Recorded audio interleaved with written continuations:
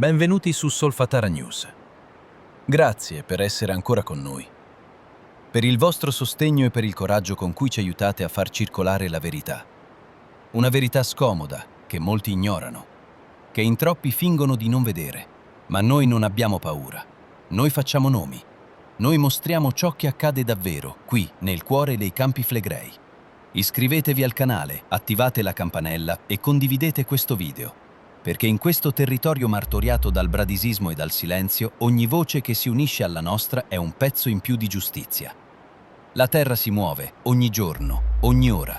Le scosse sono continue e anche quando sembrano deboli o non pericolose, lasciano cicatrici profonde. Non solo nel terreno, ma nei muri, nei pilastri, nei ponti, nelle gallerie. Siamo abituati a sentire i comunicati "nessun danno registrato", ma è davvero così? Perché mentre ci rassicurano, noi vediamo i segnali, li vediamo ogni volta che solleviamo i nostri droni sopra la Solfatara e le fumarole di Pisciarelli. Li vediamo nel respiro del suolo, nei fumi, nelle fenditure. Li vediamo nei dettagli che raccontano la verità, quella che si cerca di coprire. Il 18 luglio scorso una scossa di magnitudo 4.0 ha colpito la costa flegrea, zona Dazio. Una scossa non definita grave dagli esperti, eppure sufficiente a provocare danni tali da chiudere la galleria del Monte Olibano sulla linea Cumana. Una galleria nuova, entrata in funzione appena 4 mesi fa. Oggi è inagibile. Il collegamento tra Bagnoli e Arco Felice è interrotto. I treni sono bloccati. I convogli sulla tratta Arco Felice-Torregaveta non possono nemmeno ricevere manutenzione. Sono isolati dall'officina di Quarto. Se non si interviene subito, anche questi treni andranno fuori servizio. E tutto questo non accade in una zona remota, ma nel cuore di una delle aree più popolate d'Europa, nel cuore dei Campi Flegrei. Un'area che trema ogni giorno. Un'area fragile, dove il bradisismo solleva, spinge, deforma. Ogni centimetro conta. Ogni scossa, anche lieve, peggiora la stabilità delle strutture. E allora ci chiediamo, se una galleria nuova si spacca con una scossa di magnitudo 4, cosa accade a scuole costruite 40 o 50 anni fa? Cosa succede agli ospedali, ai palazzi popolari, alle chiese, ai ponti, ai parcheggi sotterranei? Chi sta controllando davvero? Quanti danni sono invisibili, nascosti sottoterra, nelle fondamenta, tra le travi? La risposta, purtroppo, è semplice. Nessuno sta controllando abbastanza. Si continua a dire che non ci sono danni, ma intanto una tratta ferroviaria viene interrotta, il servizio pubblico si ferma, i cittadini restano in attesa senza risposte. E mentre sotto tutto si spacca, sopra si mangia.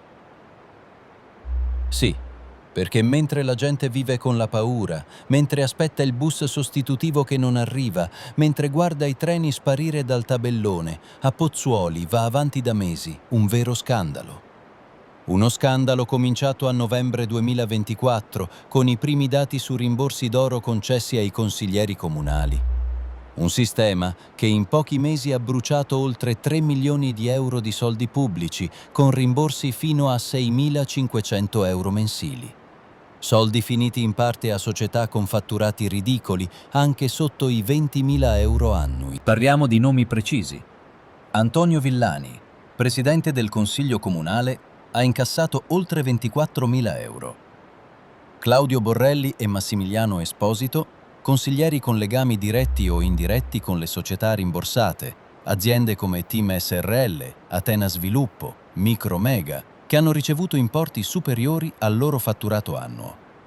Tutto formalmente giustificato, tutto firmato, tutto regolare secondo chi governa. Anche il sindaco Luigi Manzoni ha difeso il sistema, ma pochi giorni fa la Guardia di Finanza e la Corte dei Conti sono intervenute di nuovo, perché nulla è chiaro. Nulla è chiarito.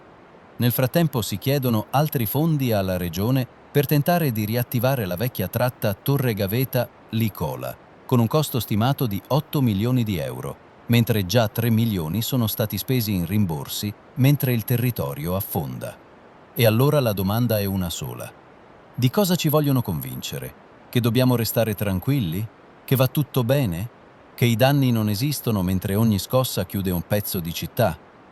Noi di Solfatara News non accettiamo questa narrazione. Noi non ci fidiamo più di chi dice che va tutto bene.